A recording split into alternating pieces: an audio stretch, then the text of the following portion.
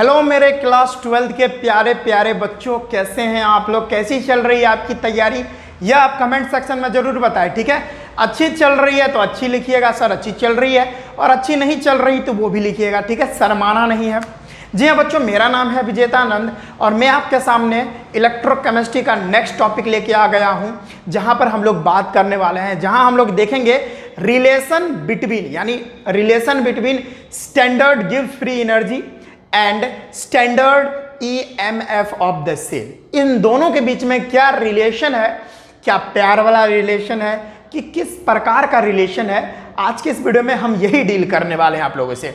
और बच्चों आपको मैं बता दूं, इससे पहले जितना भी वीडियोज बन चुका है इलेक्ट्रोकेमिस्ट्री पर, तो वो आपका मतलब वो सारे वीडियोज का लिंक ना डिस्क्रिप्शन में मिलेगा, यानी जो प्लेलिस्ट इलेक्ट्रोकेमिस्ट्री का बना हुआ है उसका लिंक आपको डिस्क्रिप्शन में मिल जाएगा, तो आप वहां पर जाके देख लीजिए, ठीक है। लेक्चर 1 से आपको देखने को मिलेगा, ठीक है। नहीं तो आई बटन पर भी लिंक मिल जाएगा आपको, नहीं तो मेरे चैनल के प्लेलिस्ट में इलेक्ट्रोकेमिस्ट्री क्लास 12 आपको प्लेलिस्ट मिलेगा, वहां से भी लेक्चर 1 से आप वीडियोस देख सकते हैं।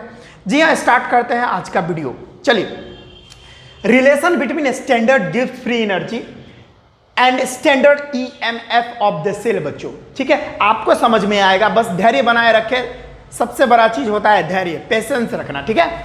चलिए, आपको एक बात जानना चाहिए बच्चों, वो ये है हमारा delta G not is equal to होता है -NF E not of the cell. अब ये कहां से आया? तो ये थर्मोडायनामिक्स में आपको पढ़ना था, ठीक है, जो कि हम लोग इसका डेरिवेशन अभी नहीं कर रहे। ये सारे चीज़ों को हम लोग को थर्मोडायनामिक्स में पढ़ना था। अभी वो वाला जो फार्मूला है जो थर्मोडायनामिक्स में हम लोग प्रूफ किए थे, ठीक है, उसका यूज हम यहाँ पर करने वाले हैं इस फार्मूला का, ठीक है।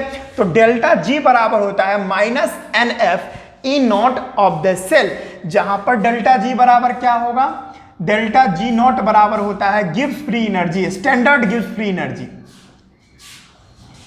स्टैंडर्ड गिव्स फ्री एनर्जी। बोलो बच्चों, मजा आएगा, टेंशन मत लेना है आप लोगों को। देखिए, कहीं भी नोट लग जाए ये वाला, वो जो सुन्ना देखते हैं, सुन्ना उसके पावर में, तो समझ जाइए वो स्टैंडर्ड है, ठीक है।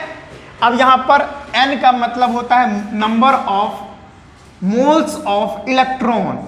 ये बच्चों आपको समझ में आना चाहिए, बहुत अच्छे से समझाते हुए चल रहा हूं, आपको बहुत अच्छे से देखते हुए चलना है, ठीक है। बीच में किसी भी बाबू सोना टोना मोना गोना जो भी है आपका उलुलुलु मिले थोना मिले बाबू ने थाना थाया, वो चीज़ अभी ना करे, आप उसका मैसेज को अवॉइड करें और यहाँ पर ध्यान दें, ताकि ये चीज़ आपको फ्यूचर में काम देगा, ठीक है। समझ में आ रहा है? हाँ, तो वो बात आपको ध्यान में रखना है। F का मतलब होता है फैरेडे, और हम लोग जानते हैं 1 फैरेडे इक्वल टू होता है 96,500 कूलाम, ठीक है। शायद हमने पिछले वीडियो में थोड़ा सा मिस्टेक कर दिया था, हमने 1 फैरेडे की वैल्यू लगभग में 95,000 ले लिया था, तो वो थोड़ा मिस्टेक हो गया था, तो मैंने कमेंट बॉक्स में पिन कर दिया था, आप उसको सही कर लेना, ठीक है। और ई नॉट ऑफ द सेल तो आपको पता ही है क्या होता है, ये होता है standard EMF of the cell, ठीक है। किसी भी सेल का स्टैंडर्ड ईएमएफ को हम ई नॉट ऑफ द सेल से दिखाते हैं। आ गया, दिमाग में घुस गया, ठीक है, समझ में आ रहा है। आपके खाली खोपड़ी में ये सारी बात जा रही है, ठीक है। आपका खोपड़ी अलग अलग चीज़ों से भरा हुआ है, तो वो कचरा जो आप अपने दिमाग में भरे हुए हैं उसको निकालिए और अच्छी बातों को अपने अंदर घुसाइए, ठीक है। हाँ, और हाँ, एक और बात मैं बताना चाहूँगा, हमेशा अपने माँ बाप का आदर करें, सम्मान करें, और अपने शिक्षकों का सम्मान करें। अगर ये दोनों व्यक्तियों का आप सम्मान करते हैं तो आप जीवन में सफल हैं, समझ लीजिए, तो ठीक है, तो जरूर करें। तो ये एक्सप्रेशन जो है आपको समझ में आना चाहिए, ठीक है। एक मिनट भाई, ये जो एक्सप्रेशन में आपको बताया इसको समझ में आपको आना चाहिए, ठीक है। सपोज इसको हम इक्वेशन फर्स्ट भी मान सकते हैं, अभी इसका हम लोग इस्तेमाल करने वाले हैं, टेंशन नॉट है। अच्छा, ये बात आपको समझ में आ गई। अच्छा, तो डेल्टा जी बराबर अगर हम चाहें तो वो क्या होता है? तो डेल्टा जी बराबर होता है -NF ई सेल होता है। अब यहां पर जितने भी चीजें हैं वो अभी स्टैंडर्ड नहीं है, अभी नॉर्मल कंडीशन में है, ये ऊपर वाला STAP कंडीशन में था। स्टैंडर्ड कंडीशन कब फॉलो होता है? जब कॉन्सेंट्रेशन 1 मोलर हो, जब टेम्परेचर 298 केल्विन हो और जब प्रेशर 1 atm या 1 बार के इक्वल हो, तब उस पर्टिकुलर कंडीशन को हम STAP कंडीशन बोलते हैं, standard ambient pressure and temperature बोलते हैं। आपको समझ में आना चाहिए। लेकिन ये नीचे वाला जो है ना, ये नॉर्मल टेम्परेचर में है, ये स्टैंडर्ड टेम्परेचर में वैल्यूज नहीं दी गई है। ये आपको समझ में आना चाहिए मेरे बुतरुओं, मेरे बच्चों, मेरे लाडलों, मेरे विद्यार्थियों। ओके, ये दोनों इक्वेशन आपको समझ में आना चाहिए। हमने इसको इक्वेशन फर्स्ट माना, इसको इक्वेशन सेकंड माना। यहां पर हम इसको लिख भी सकते हैं, डेल्टा जी बराबर डायरेक्ट हो जाएगा गिव्स फ्री एनर्जी, इसमें स्टैंडर्ड नहीं होगा। एन बोले तो number of moles of electron होगा, और ई सेल बोले तो direct EMF of the cell होगा। यहां कोई स्टैंडर्ड वगैरह नहीं होगा। ठीक है, चलिए अब यहां से एक और एक्सप्रेशन आपके सामने आता है, जिसका भी डेरिवेशन यहां पर नहीं हम लोग को पढ़ना था, हम लोग को पढ़ना था थर्मोडायनेमिक्स में। वो ये है कि delta G is equal to delta G not plus RT ln Q। ये वाला जो आपको फॉर्मूला है, ये वाला जो आपको फॉर्मूला है बच्चों, ये आपको जानना चाहिए। ये बहुत ही इंपॉर्टेंट है और हम मानते हैं इसको इक्वेशन 3। तो अगर हम बात करें स्टैंडर्ड गिव फ्री एनर्जी और standard EMF of the cell, इन दोनों में रिलेशन क्या है? तो ये रिलेशन है ये, क्योंकि अभी से जो भी क्वेश्चंस वगैरह आएंगे आपको नॉस्ट इक्वेशन पर और कहेगा डायरेक्ट कि भाई इसका गिव्स फ्री एनर्जी बताइए, क्या है गिव्स फ्री एनर्जी, तो ये फार्मूला आप पुट करके निकाल सकते हो उसका। ठीक है, ये फार्मूला बहुत इंपॉर्टेंट है और यही है रिलेशन स्टैंडर्ड गिव्स फ्री एनर्जी और standard EMF of the cell का रिलेशन जो है वह बच्चों यही है। इसको आप लोग ध्यान में रखिएगा, क्योंकि अभी जो है बहुत सारी बातें हैं जो मैं आपको अभी बताने वाला हूं। ठीक है, इसको आप लोग बहुत अच्छे से ध्यान में रखिएगा। ठीक है, देखिए बच्चों, अब आपको रिलेशन समझ में आ गया। अगर आपको मैं बोलूं क्या इन तीनों एक्सप्रेशन का यूज करके क्या हम नॉस्ट इक्वेशन को बना सकते हैं, तो आपका आंसर आएगा ट्विंग ट्विंग। कैसे सर? तो मैं बताता हूं कैसे आप बना सकते हैं। देखिए बहुत आसान है, कोई दिक्कत वाली बात नहीं है। क्या करना है, ये जो इक्वेशन फर्स्ट है, ये जो इक्वेशन सेकेंड है, उसका वैल्यू आप क्या करो, इक्वेशन थर्ड में डालो। क्या करो, इक्वेशन फर्स्ट और इक्वेशन सेकेंड का वैल्यू आप इक्वेशन थर्ड में डालो और तब देखो क्या होता है। तो इक्वेशन थर्ड ये रहा। तो डेल्टा जी की वैल्यू देखो, मैं यहां पे लिखता हूं डेल्टा जी की वैल्यू कितनी है, -NFE सेल। तो मैं लिखूंगा -NFE cell is equal to delta G not की वैल्यू कितनी है, यहां पे दे रखी है, वो है -NFE nought of the cell. ठीक है, बीच में प्लस है तो प्लस मारिए। RT क्या लिखना है आपको, RT और उसके बाद ln Q। ठीक है, ये हमने वैल्यू डाल दी। अब ये जो आपके सामने एक नया एक्सप्रेशन आया, इस एक्सप्रेशन को आप क्या करो, डिवाइड कर दो। डिवाइड किससे, -NF से इस एक्सप्रेशन को डिवाइड करो। तो इसको -NF से करते हैं, तो -NFE cell equal to -NFE nought of the cell plus RT ln Q, और उसके बाद -NF से इस सबको डिवाइड करते हैं। तो यहाँ पर -NF, यहाँ पे -NF, यहाँ पे -NF। अब आप ध्यान से देखो, -NF से कट गया ये -NF, यहाँ भी -NF से -NF गया, लेकिन यहाँ नहीं कटेगा, यहाँ ऐसे ही रह जाएगा हूबहू। उसके बाद हमारी वैल्यू क्या आएगी, E cell is equal to E not of the cell plus RT by NF ln Q। अब देखो क्या होगा, E cell is equal to E not of the cell plus minus minus RT और NF ln Q। देखो ये हूबहू नॉस्ट equation हमारा फिर से आ गया। ये क्या है बच्चों, यही तो है हमारा नॉस्ट इक्वेशन। आ रहा है समझ में बच्चों, यही तो है हम लोगों का नॉस्ट इक्वेशन। तो हम ये तीनों इक्वेशन की मदद से नॉस्ट इक्वेशन भी प्राप्त कर सकते हैं। आ गया समझ में? कोई दिक्कत है क्या? नहीं है तो आप जल्दी से इन सारी बातों को नोट करें पहले, उसके बाद हम आगे की बात करते हैं। चलिए, आपको समझ में आया इतना बात? अब अगर बात आता है कि हमारा जो रिएक्शन है, हमारा जो सिस्टम है, वो अगर इक्विलिब्रियम में आ जाए, अगर हम लोगों का सिस्टम जो है वो इक्विलिब्रियम में है, अगर हम लोगों का सिस्टम इक्विलिब्रियम में आ जाए, तब वहां पर क्या होगा? तब क्या उसकी एनर्जी कुछ चेंज होगी कि उतना ही रहेगी? तो देखो भाई, आपको याद होना चाहिए ई सेल का जो वैल्यू है वो 0 होता है इक्विलिब्रियम में, लेकिन हमारा E not of the cell का वैल्यू 0 के इक्वल नहीं हो सकता है ना। उसी तरह से हम लोगों का डेल्टा जी का जो वैल्यू है वो 0 हो सकता है, लेकिन डेल्टा जी नॉट की जो वैल्यू है वो 0 के इक्वल नहीं हो सकती है बच्चों। तो अगर हम फार्मूला लगाएंगे delta G is equal to delta G nought, ठीक है, और यहाँ पे हम निकाले ना फार्मूला, हाँ यहाँ पे देखिए delta G not plus R T L N Q, ये फार्मूला हमने लगाया। उसके बाद देखो डेल्टा जी की वैल्यू यहाँ पे 0 हो गई, तो यहाँ पर delta G not plus R T L N Q आ गया। अब इधर से यहाँ पे आएगा, इधर डेल्टा जी नॉट को लेके जाओ तो delta G not is equal to minus R T L N Q हो जाएगा।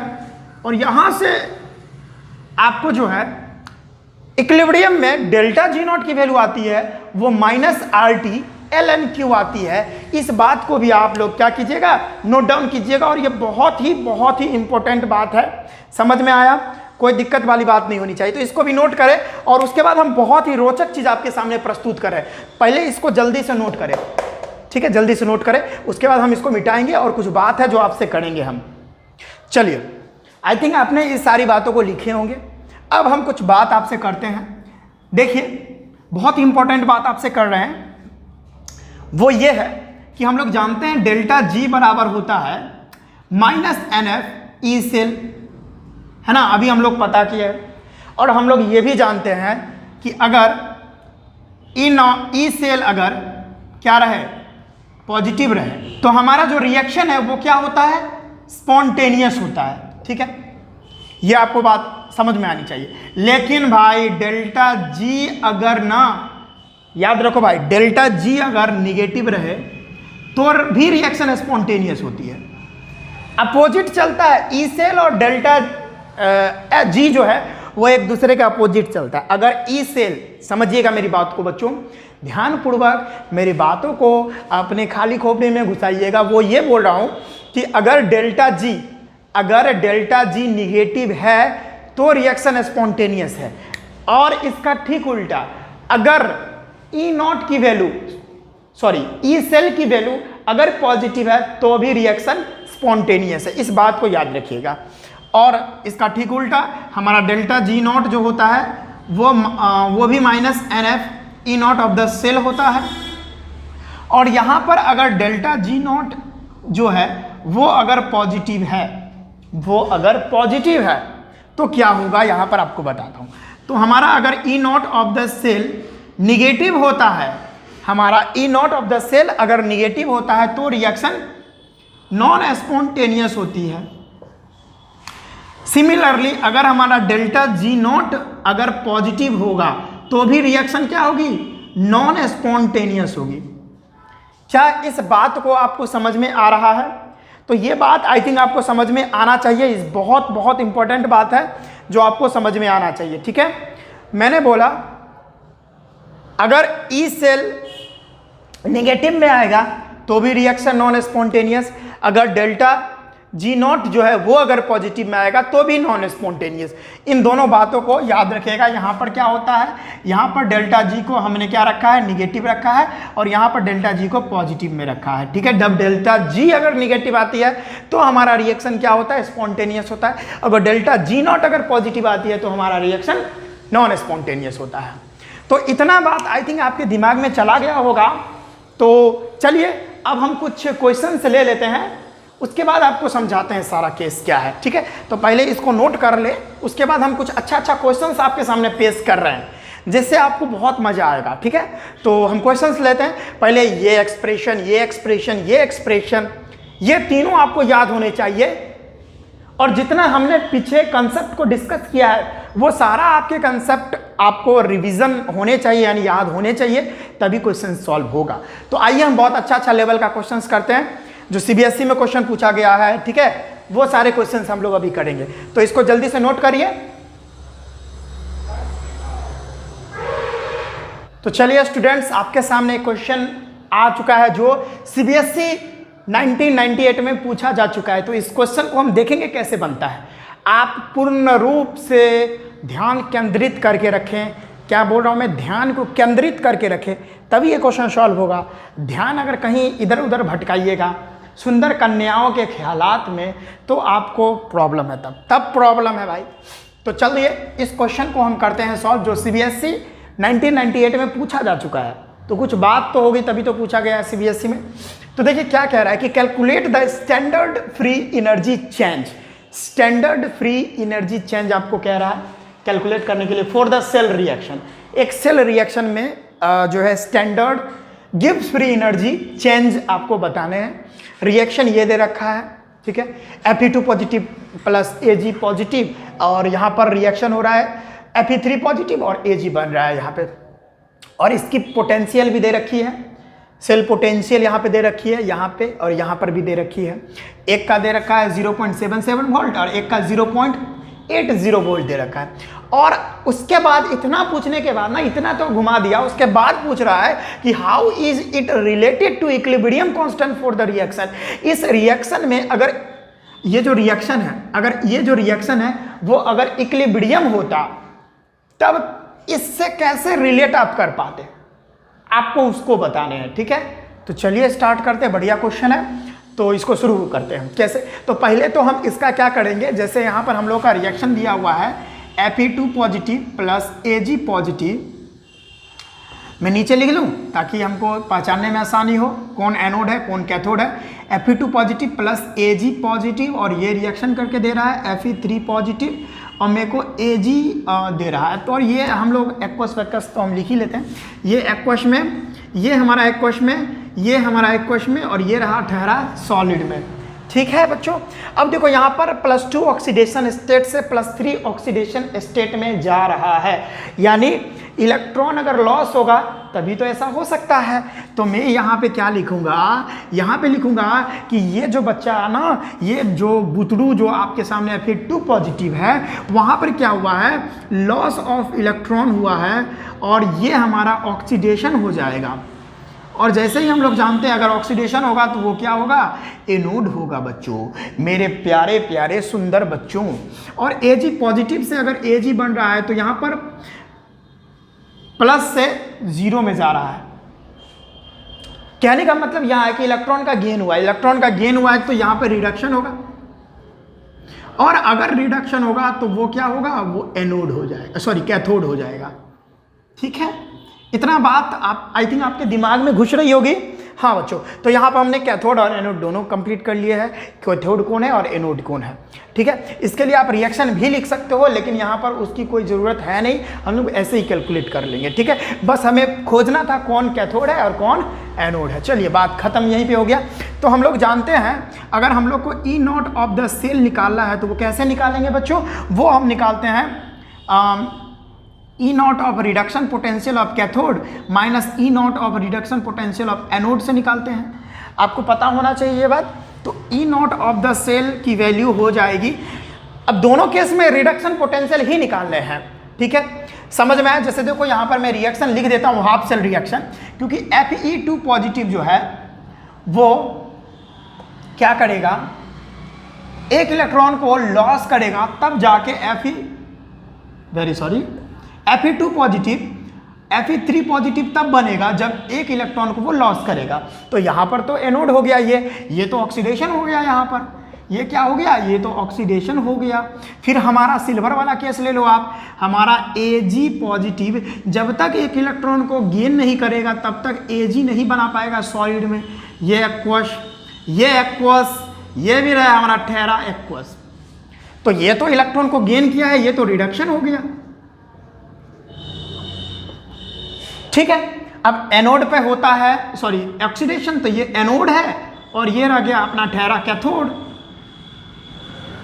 यहां तो ऑक्सीडेशन हो रहा है, यहां रिडक्शन हो रहा है, लेकिन हमको दोनों केस में रिडक्शन पोटेंशियल ही निकालने हैं। लेकिन यहां एक का ऑक्सीडेशन पोटेंशियल है और एक का रिडक्शन पोटेंशियल, लेकिन यहां पर हमको ई नॉट ऑफ द सेल तभी निकलेगा। ई नॉट ऑफ द सेल, अरे भाई काहे घूम रहे हो आप, सठिया गए हो क्या? सॉरी इधर उधर निकल जाता हूं। तो मेरे कहने का मतलब है कि यहां दोनों केस में रिडक्शन पोटेंशियल ही दे रखा है और यहां तो ऑक्सीडेशन पोटेंशियल और रिडक्शन पोटेंशियल यहां पे दिख रहा है। तो क्या करना है, दोनों केस में हमको रिडक्शन पोटेंशियल लिख लेना है। क्या नहीं लिख सकते? डेफिनेटली सर लिख सकते हैं। तो यहां पर ई नॉट ऑफ रिडक्शन, कैथोड कौन है? कैथोड तो ये है, कैथोड में तो यहां रिडक्शन हो ही रहा है, तो आराम से जो आपको मन करे, मतलब जो आपको दिख रहा है वो लिख दो आप। तो यहां हो जाएगा Ag positive to Ag minus E not of reduction potential of anode. Anode पे तो ऑक्सीडेशन हो रहा है, तो इधर से इधर ऑक्सीडेशन हो रहा है, तो इधर से इधर क्या होगा? रिडक्शन हो जाएगा। तो हम लिखेंगे Fe3 positive to Fe2 positive, ये हो जाएगा गेन ऑफ इलेक्ट्रॉन, ठीक है, और ये हो जाएगा हमारा रिडक्शन और रिडक्शन पोटेंशियल। Very good.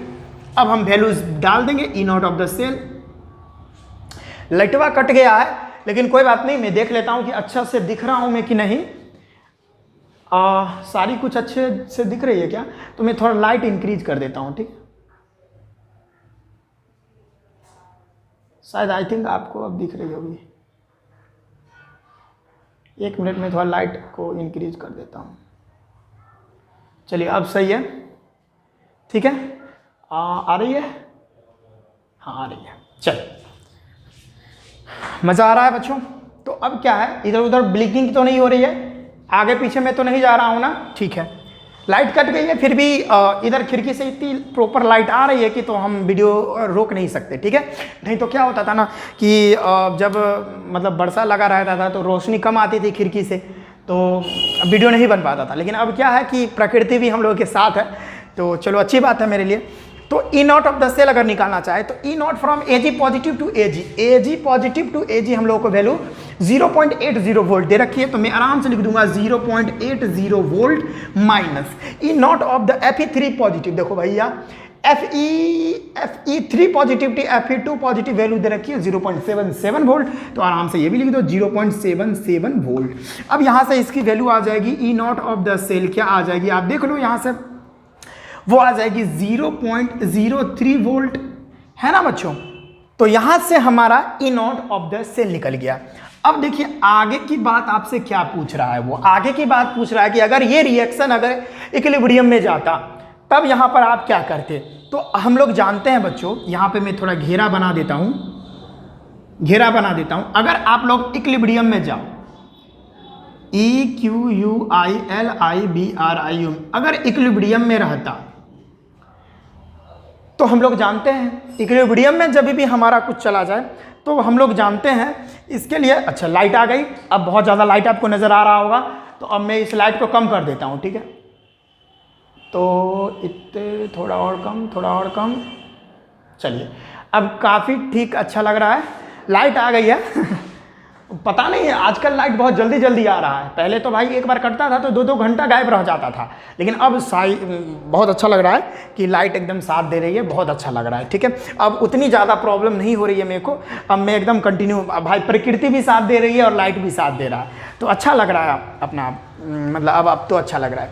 तो चलिए अगर इक्विलिब्रियम में हमारा अगर रिएक्शन आ जाए तो उसके लिए हम लोग क्या जानते हैं, हम लोग जानते हैं कि ई नॉट सी बराबर होता है, देखिए जब भी इक्विलिब्रियम में आ जाए हमारा जो भी रिएक्शन है वो अगर इक्विलिब्रियम में रहे तब हम लोग जानते हैं क्या होता है 2.303 RT/NF log Q। और देखिए हम लोग जानते हैं जब भी इक्विलिब्रियम होता है ना तो Q जो होता है अपना लोगों का जो Q होता है वो हो जाता है K इक्विलिब्रियम के इक्वल, तो हम Q की जगह पे लिख देंगे K इक्विलिब्रियम। अब यहां से आपको इधर उधर बातें करनी है और आपको वैल्यूज कैलकुलेट करनी है। अब यहां से अगर हमको डेल्टा जी नॉट निकालना हो, हम लोग को वही तो कह रहा है कि how it is related to equilibrium constant for the reaction, और ये जो है ना इसमें हमको पूछ भी रहा है कि स्टैंडर्ड फ्री एनर्जी चेंज आपको बताने।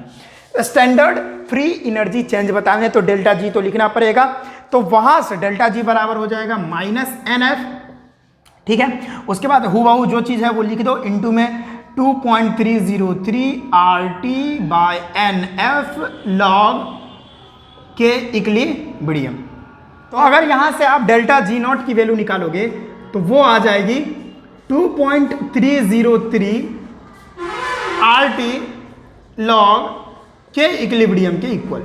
हाँ, तो ये आप याद रखिएगा, ये CBSE में क्वेश्चन आ चुका है, तो इसको आप लिख लें। चलिए, ये क्वेश्चन हम लोगों का सॉल्व हो गया है। डेल्टा जी नॉट की इक्विलिब्रियम में क्या आ जाएगी 2.303 RT log इक्विलिब्रियम, ठीक है, के इक्विलिब्रियम। तो ये बात आई थिंक आपको समझ में आना चाहिए, कोई दिक्कत नहीं होना चाहिए, सब कुछ क्लियर है। तो इसको जल्दी से नोट करें, हम नेक्स्ट क्वेश्चन आपके सामने प्रस्तुत कर रहे हैं। तो अच्छा, एक बात यहाँ पे माइनस लगा देना, अब सही लग रहा है, ठीक है, अब सही है, समझ में आया। तो यहाँ पे माइनस छूट गया था तो आप लगा लेना, ठीक है। तो हम नेक्स्ट क्वेश्चन आपके सामने लेके आ रहे हैं, जल्दी से आप नोट कर लीजिए। देखिए स्टूडेंट्स, एक क्वेश्चन आप लोगों के सामने फिर प्रस्तुत हो चुका है और ये क्वेश्चन डेनियल सेल पर है। क्या कह रहा है कि calculate the maximum work that can be obtained from Daniell cell. Daniell cell में सबसे ज़्यादा मैक्सिमम वर्क डन कितना हो सकता है वो आपको बताने हैं। यहाँ पे दे रखा है इसका सेल रिप्रेजेंटेशन और यहाँ पर सेल पोटेंशियल की वैल्यूज भी दे रखी है। अगर डेनियल सेल आपको नहीं पता है तो मैं बता देता हूँ। डेनियल सेल जो होता है हम लोगों का, उसका जो सेल पोटेंशियल होता है यानी ई नॉट सेल जो होता है वो हमेशा याद रखिएगा, हमेशा +1.10 वोल्ट हमेशा आती है।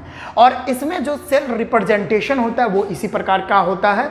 यानी कहने का मेरा मतलब है, डेनियल सेल में एनोड जो होगा, एनोड पे आपको क्या होगा, ऑक्सीडेशन होता है, वहाँ पर आपको जिंक जो है Zn2 पॉजिटिव और 2 इलेक्ट्रॉन लॉस करता हुआ वहाँ पर नजर आएगा एनोड पे। और कैथोड पे जो है वो क्या होगा, हम लोगों का कॉपर का आयन जो है वो 2 इलेक्ट्रॉन गेन करके कॉपर का सॉलिड बनता हुआ नजर आएगा। तो ये जो होता है सेटअप वो होता है डेनियल सेल का, और उसमें जो पोटेंशियल होती है उसकी सेल पोटेंशियल वो 1.10 वोल्ट हमेशा होती है, ये कभी चेंज हो ही नहीं सकती, ठीक है। वैसे अगर नहीं आपको विश्वास हो रहा है तो वो अभी हम कैलकुलेट करके भी देखेंगे, ठीक है। तो ये बात आपको याद रखनी चाहिए, डेनियल सेल, ठीक है। डेनियल सेल में हमेशा जो उसकी पोटेंशियल आती है वो 1.10 वोल्ट आती है, और एनोड पे जिंक जो है Zn2 पॉजिटिव बना के 2 इलेक्ट्रॉन लॉस करेगा, और कैथोड पे कॉपर का आयन आके 2 इलेक्ट्रॉन क्या करेगा, गेन करके कॉपर सॉलिड बना देगा। ये बात आपको याद रखनी चाहिए, यही होती है। अगर डेनियल सेल की बात हो तो कॉपर और जिंक का ही बात किया जाएगा, ये बच्चों आपको ध्यान में रखनी चाहिए। अरे भाई इधर चला जा तू, ठीक है। तो चलिए इस कंडीशन में हम लोग क्या करते हैं, सबसे पहले हम लोग क्या करेंगे, निकाल लेते हैं, इसका सॉल्यूशन करते हैं। और हम लोग स्टेप फर्स्ट में क्या करेंगे, हम लोग स्टेप फर्स्ट कर रहे हैं, और स्टेप फर्स्ट में हम लोग क्या करते हैं, पहले ई नॉट ऑफ द सेल ही निकाल लेते हैं कि भाई सच में डेनियल सेल जो होता है उसका जो पोटेंशियल होता है वो जो सेल पोटेंशियल होता है ई नॉट ऑफ द सेल वो क्या प्लस में 1.10 वोल्ट आती भी है या नहीं। तो चलिए आपको प्रूफ करके दिखाते हैं, ऐसा होगा, डेफिनेटली होगा। देखिए कैसे होगा। चलिए हम लोग जानते हैं अगर E not of the cell निकालना है तो हम लोग क्या करेंगे, E not of reduction potential of cathode minus E not of reduction potential of anode हम लोग को पता होने चाहिए। तो चलिए निकालते हैं, E not of the cell बराबर हो जाएगा E not of the reduction potential of cathode निकालना होगा, ठीक है। चलिए कैथोड पर हम लोग का रिडक्शन पोटेंशियल निकाला होगा, क्या यहां पर वैल्यू दे रखी है, Zn2 पॉजिटिव से Zn जा रहा, तो यहां पर इलेक्ट्रॉन का गेन हो रहा। आपको पता है Zn2 पॉजिटिव से अगर Zn कोई जाएगा तो डेफिनेटली यहाँ पर इलेक्ट्रॉन का गेन होगा, और गेन हो रहा है तो वो रिडक्शन होगा, और रिडक्शन होगा तो रिडक्शन पोटेंशियल होगा, और उसकी वैल्यू माइनस में 0.76 वोल्ट दे रखी है। हमको कोई दिमाग लगाना ही नहीं पड़ा, इसका एकदम डायरेक्ट रिडक्शन पोटेंशियल दे रखा है, ई नॉट ऑफ आरपी दे रखा है, कोई दिक्कत वाली बात नहीं है। डायरेक्ट हम जो वैल्यू है वो लिख देंगे, माइनस में 0.76 वोल्ट माइनस, कोई दिक्कत हुई नहीं हुई। अब देखिए हमको Cu2 पॉजिटिव से Cu दे रखा है, यहाँ भी Cu2 पॉजिटिव से अगर Cu बनेगा तो यहाँ भी क्या होगा, इलेक्ट्रॉन का गेन होगा, और जब भी इलेक्ट्रॉन का गेन होता है बच्चों तो वो रिडक्शन होता है, और हमको यहाँ पर भी रिडक्शन पोटेंशियल ही दे रखा है। बच्चों बुतरुओं, मेरे लाडलो, मेरे सोना बाबू, सब कुछ आपको समझ में आ रहा है, मज़ा आ रहा होगा, कोई दिक्कत वाली बात नहीं है। तो यहाँ भी रिडक्शन है और रिडक्शन पोटेंशियल इसका प्लस में दे रखा है, तो मैं वही बात लिख दूंगा, यहाँ माइनस है और यहाँ पे प्लस में 0.34 वोल्ट दे रखा है। अब यहाँ पर ई नॉट ऑफ द सेल अगर आप कैलकुलेट करोगे तो वो आएगी प्लस में 1.10 वोल्ट। अब आप आई थिंक यहाँ से कंफर्म हो गए होंगे कि भाई ये जो डेनियल सेल होता है ना, उसका जो सेल पोटेंशियल है वो 1.10 वोल्ट ही आता है, कोई और आ नहीं सकता। ठीक है, ये बात आई थिंक आपको समझ में आनी चाहिए। चलिए स्टेप 1 तो हम लोगों का कैलकुलेट हो गया, ये था, और स्टेप 2 देखते हैं अपना लोग।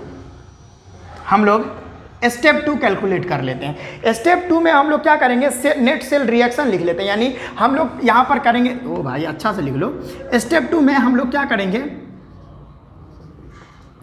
Calculation of delta G not निकालेंगे। क्या करेंगे, हम यहाँ से डेल्टा जी नॉट निकाल लेंगे, किसमें, स्टेप 2 में। देखिए अगर ये इस तरह से स्टेप अगर आप लिख रहे हैं सीबीएसई में तब तो मज़ा ही है, आपको पूरा एकदम अच्छा से मार्क्स मिलेगा। ठीक है, कोई दिक्कत।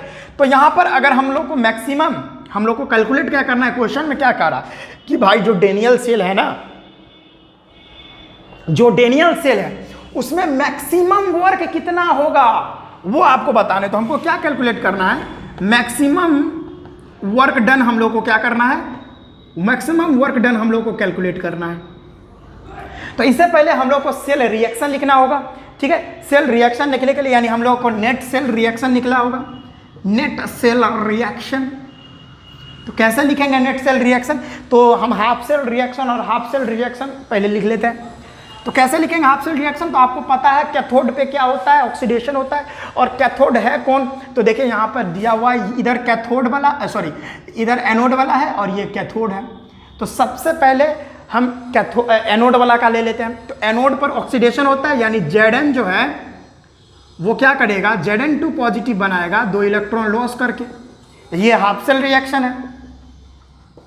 सिमिलरली यहाँ पर ऑक्सीडेशन हो रहा है, ये आपको दिख रहा है। अब रिडक्शन वाला पार्ट ले लेते हैं, यानी Zn2 पॉजिटिव जो है वो 2 इलेक्ट्रॉन गेन करके, sorry copper ion 2 electron gain करके कॉपर सॉलिड बना लेता है। ये दोनों हाफ सेल रिएक्शन है, HCr हाफ सेल रिएक्शन। इसको हम देखेंगे तो 2 इलेक्ट्रॉन से 2 इलेक्ट्रॉन कैंसिल हो जाएगा, तो यहाँ से बनेगा Zn plus Cu2 positive, it gives Zn2 positive plus में Cu सॉलिड, ये एक्वस, ये एक्वस और ये हम लोग का सॉलिड। ये रह गया हम लोगों का नेट सेल रिएक्शन। समझ में आ रहा है, ये हम लोगों का नेट सेल रिएक्शन हो गया। और यहाँ से हम लोग ये इतना हम झंझट क्यों पाले, इतना हम झंझट इसलिए पाले क्योंकि हमको यहाँ से इलेक्ट्रॉन जो है ना n की वैल्यू फाइंड करनी थी। किसकी वैल्यू, हम लोग को n की वैल्यू फाइंड करनी थी। तो यहाँ पर n की वैल्यू 2 होगी। तो यहाँ से अगर हमको डेल्टा जी नॉट निकालना है, डेल्टा जी नॉट बराबर होता है -NF E not of the cell, पता होगा आप लोगों को। तो यहाँ से हम लोग निकालते हैं, तो डेल्टा जी नॉट बराबर होगा माइनस में, देखिए n की वैल्यू क्या है 2 है, तो माइनस में 2 इंटू 1 फैरेडे बराबर क्या होता है आप लोगों को पता है, 1 फैरेडे बराबर 96,500 कूलम होता है। तो वो हम लिखेंगे 96,500 कूलम। और ई नॉट ऑफ द सेल की वैल्यू यहाँ पर हमने अभी कैलकुलेट कर रखी थी, कितना आया था, डेनियल सेल के लिए 1.10 वोल्ट होता है।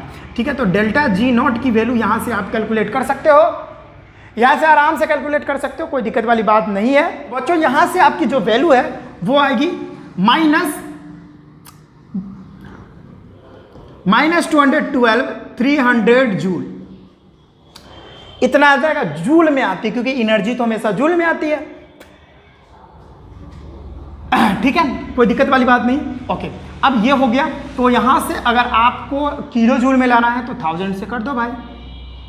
तो यहाँ पर 1000 से कटोगे तो वैल्यू जो है आपकी वो आ जाएगी, डेल्टा जी नॉट की जो वैल्यू आएगी वो आ जाएगी 212.30 किलो जूल, किलो जूल में आती है वैल्यू, और वो भी माइनस में आएगी। डेल्टा जी नॉट यहाँ पर क्या हो जाएगा, माइनस में आ जाएगा। 212 किलो जूल में हमारी वैल्यू आ चुकी है। तो ये है हमारा मैक्सिमम वर्क डन, इतना हो सकता है डेनियल सेल से। ठीक है, तो ये आप नोट करेंगे। उसके बाद एक और क्वेश्चन हम आपको करवा देते हैं, जल्दी से नोट कर लीजिएगा। बहुत आसान क्वेश्चन यहाँ से एराइज हो रहा है, कोई प्रॉब्लम वाली बात ही नहीं है। तो मज़ा आ रहा होगा आज के सेशन में, आज का वीडियो आपको पसंद आ रहा होगा। ये वीडियो मैंने कल भी बनाया था, लेकिन कल वीडियो भाई क्या हुआ था ना कि मार्कर में इंक ही ख़त्म हो गया था, और मैंने अपने चौक पे भाई इंक खोजा तो मिला ही नहीं, तो इसीलिए कल का वीडियो नहीं बन पाया अच्छा से, तो मैं दोबारा बना रहा हूँ। तो जल्दी से नोट करें। तीसरा क्वेश्चन आपके सामने हम लेके आ रहे हैं, चलिए आई थिंक लिख लिए होंगे। तो चलिए मेरे प्यारे प्यारे विद्यार्थियों, स्टार्ट करते हैं। क्वेश्चन आपके सामने और प्रस्तुत किया गया है, वो पढ़िएगा, बहुत अच्छा क्वेश्चन है। फॉर अ सेल Mg से Mg2+ और बीच में सॉल्ट ब्रिज Ag2+ से Ag, यहाँ पे दिया हुआ है ये सेल रिप्रेजेंटेशन। तो इसमें कहता है आपको कैलकुलेट करने के लिए, calculate the equilibrium constant eight 25 degree Celsius. इसमें भी इक्विलिब्रियम कांस्टेंट कह रहा है फाइंड करने के लिए। और उसके बाद आपको एक और चीज फाइंड करना है, maximum work done that can be obtained by operating the cell. Cell को ऑपरेट करने के लिए सबसे मैक्सिमम जो वर्क डन होना चाहिए, वो मैक्सिमम वर्क डन कह रहा है आपको कैलकुलेट करने के लिए। ठीक है, तो यहाँ पर सेल पोटेंशियल भी दे रखा है, E नॉट ऑफ Mg2+ से Mg वो -2.37 वोल्ट, और E naught from Ag2 positive से Ag भी दे रखा है 0.80 वोल्ट। तो पहले हम क्या करते हैं, इसका हम सेल पोटेंशियल निकाल लेते हैं। ठीक है, चलिए स्टार्ट करते हैं। यानी स्टेप वन हम लोग क्या करते हैं E not of the cell निकाल लेते हैं। ठीक है, पहला स्टेप हम लोग यही करते हैं। तो हम लोग जानते हैं E not of the cell क्या होता है, E not of reduction potential of cathode minus E not of reduction potential of anode. तो E not of the cell की वैल्यू हो जाएगी E not of reduction potential of cathode. देखो Mg2 positive से Mg बन रहा, क्या Mg2 positive से Mg बन रहा, यानी गेन ऑफ इलेक्ट्रॉन हो रहा। यहाँ इलेक्ट्रॉन का क्या हो रहा, गेन हो रहा, वो हमको दिख ही रहा। और यहाँ भी Ag2 पॉजिटिव से Ag बन रहा है, यहाँ भी इलेक्ट्रॉन का गेन हो रहा। इसका मतलब दोनों केस में इलेक्ट्रॉन का गेन हो रहा। और जब भी इलेक्ट्रॉन का गेन होता है तो मास्टर साहब हम लोग को सिखाए हैं कि भाई इलेक्ट्रॉन का गेन हो तो रिडक्शन कहलाता है, बुझा रहा है ना। हाँ, तो इलेक्ट्रॉन का गेन होगा तो भाई रिडक्शन कहलाएगा। तो ये रिडक्शन पोटेंशियल दे रखा है अपना लोग को, बस फार्मूला को डालेंगे। अरे आजा भाई आजा, ये आजा। तो यहाँ पे पहले कैथोड क्या है भाई, तो कैथोड क्या है वो भी लिख ही लेते हैं। चलो भाई कैथोड क्या है, तो इसके लिए हम क्या करेंगे, देखिए भाई एनोड पर क्या होता है, ऑक्सीडेशन होता है ना। वैसे हम लोग कितना बार इस चीज़ को जान चुके हैं, लेकिन फिर भी चलिए लिख लेते हैं। हमारा Mg हमेशा इलेक्ट्रॉन को लॉस करना चाहेगा, Mg2 पॉजिटिव बनाकर 2 इलेक्ट्रॉन लॉस करना चाहेगा। और तो भाई यहाँ पर ऑक्सीडेशन हुआ तो ये एनोड हो गया। कैथोड पर क्या होगा कि हमारा जो Ag2 पॉजिटिव है ना, वो 2 इलेक्ट्रॉन गेन करके Ag बनाना चाहेगा। तो ये क्या हो जाएगा, यहाँ पर रिडक्शन हुआ है तो ये कैथोड हो जाएगा। अब आपको बुझा गया कौन कैथोड है कौन एनोड है। तो कैथोड लिखना है तो यहाँ पर हम लिखेंगे भाई E naught from Ag2 positive to Ag जो बन रहा है, वहाँ जो पोटेंशियल दिया है वो है हमारा कैथोड वाला, minus E not of reduction potential of anode लिखना है। तो आराम से लिख दो भाई Mg2 पॉजिटिव। देखो भाई यहाँ ऑक्सीडेशन हो रहा है, लेकिन इधर से इधर ऑक्सीडेशन हो रहा है, तो भाई इधर से इधर क्या हो जाएगा, रिडक्शन हो जाएगा। उल्टा काम होता है यहाँ पे। तो Mg2+ से Mg क्या हो जाएगा, रिडक्शन हो जाएगा। तो आप इसकी वैल्यू जो दे रखी है क्वेश्चन में उसको बैठा दो यहाँ पे। E naught from Ag2 positive से Ag कितना दे रखा, Ag2 पॉजिटिव से Ag दे रखा प्लस में 0.80 वोल्ट, और माइनस Mg2 प्लस से Mg कितना दे रखा, -2.37 वोल्ट। तो यहाँ पे -2.37 वोल्ट। तो E not of the cell यहाँ पे निकल जाएगा, यहाँ पर माइनस माइनस प्लस हो जाता है, तो 0.80 वोल्ट और प्लस में 2.37। और यहाँ से अगर आप E नॉट सेल की वैल्यू कैलकुलेट करोगे, यहाँ से अगर आप E नॉट सेल की वैल्यू कैलकुलेट करोगे तो वो वैल्यू हमारी आती है 3.17 वोल्ट। ठीक है, इसको कहते हैं हम लोग फास्ट कैलकुलेशन। ये आप लोग नहीं कर सकते, वो ये कंप्यूटर महाराज होते हैं नहीं, कंप्यूटर महाराज ये कर लेते हैं। ठीक है, ये बहुत फास्ट कैलकुलेशन है, तो जल्दी से इसको तो आपको लिख लीजिए। ये पहला स्टेप था। अब दूसरा स्टेप हम लोग करेंगे जिसमें हम लोग मैक्सिमम एनर्जी को फाइंड करेंगे।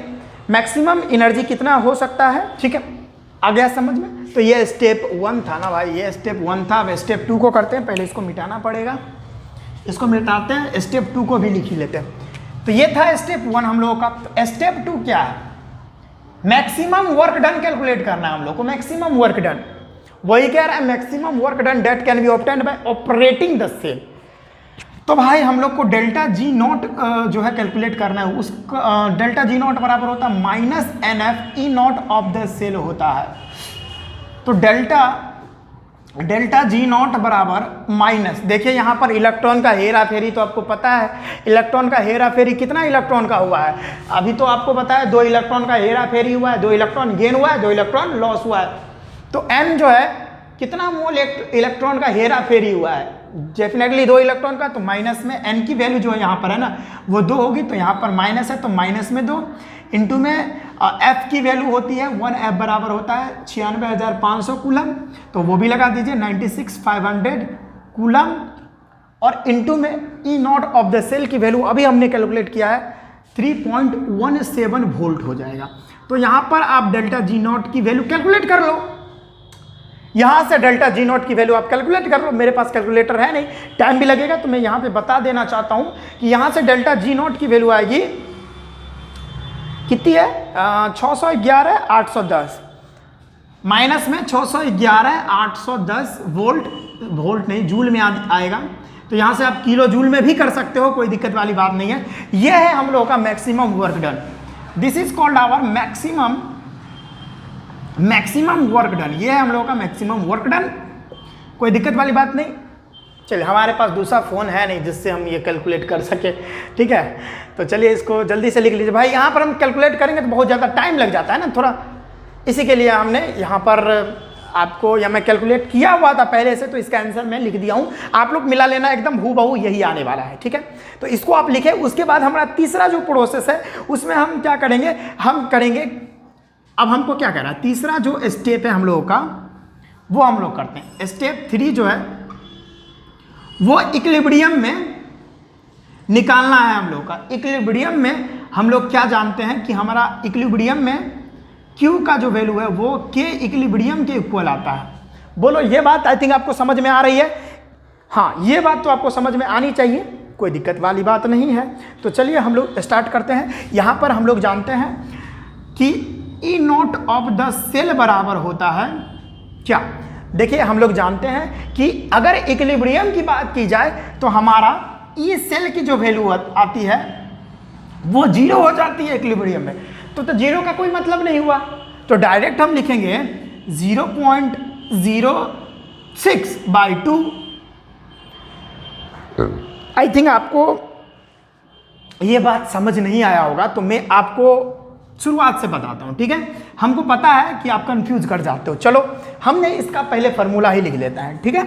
हम लोग जानते हैं E not of the cell बराबर होता है ई सेल माइनस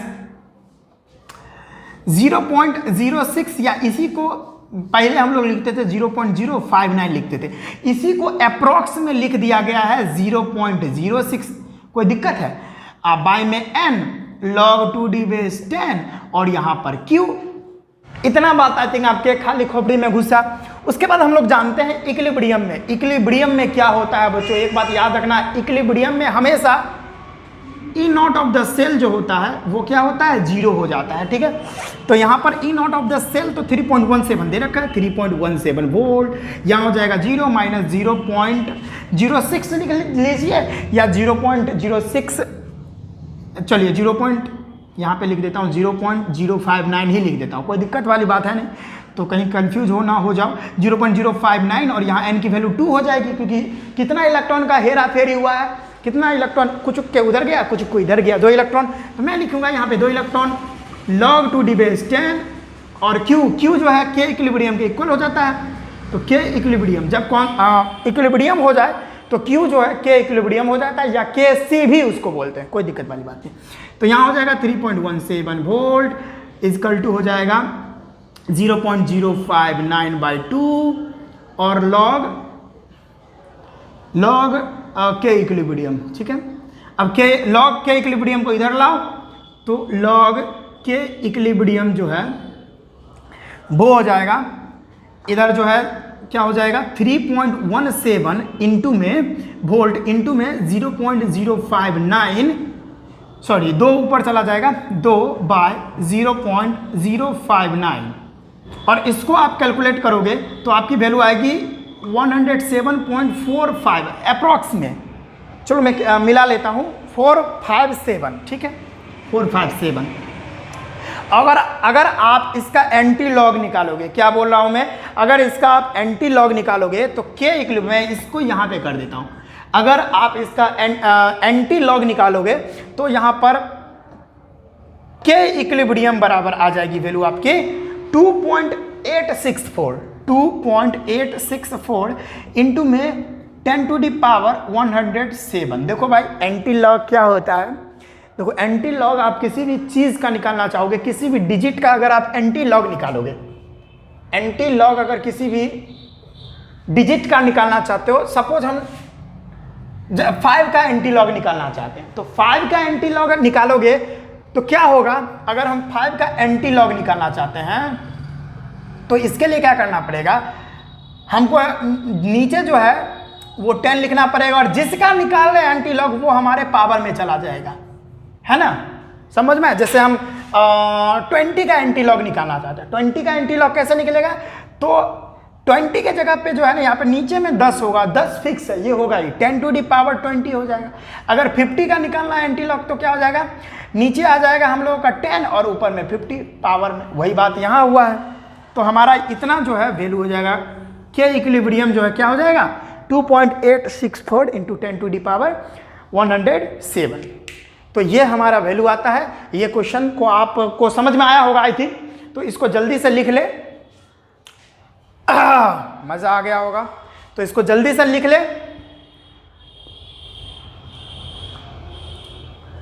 तो चलिए बच्चों, आई थिंक आज का लेक्चर आपको समझ में आया होगा, मजा भी आया होगा। इससे पहले जितना भी वीडियो बन चुका है, सारा वीडियोज का लिंक तो आपको डिस्क्रिप्शन में उसका प्लेलिस्ट का लिंक दिया हुआ है, उसमें मिल जाएगा।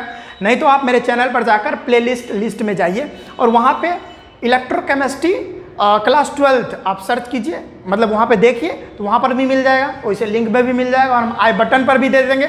और अभी जो वीडियो अभी कंप्लीट जो होने वाला, अभी वीडियो जब खत्म होगा तो लास्ट में जो है ना वहाँ पर आ भी जाएगा इलेक्ट्रोकेमिस्ट्री का पूरा प्लेलिस्ट, ठीक है। अगर वो देखना है तो लास्ट में भी आपको मिल जाएगा, ठीक है। अभी जस्ट अभी देखिए वीडियो खत्म हुआ ना, इसके बाद आपको देखने को मिल जाएगा।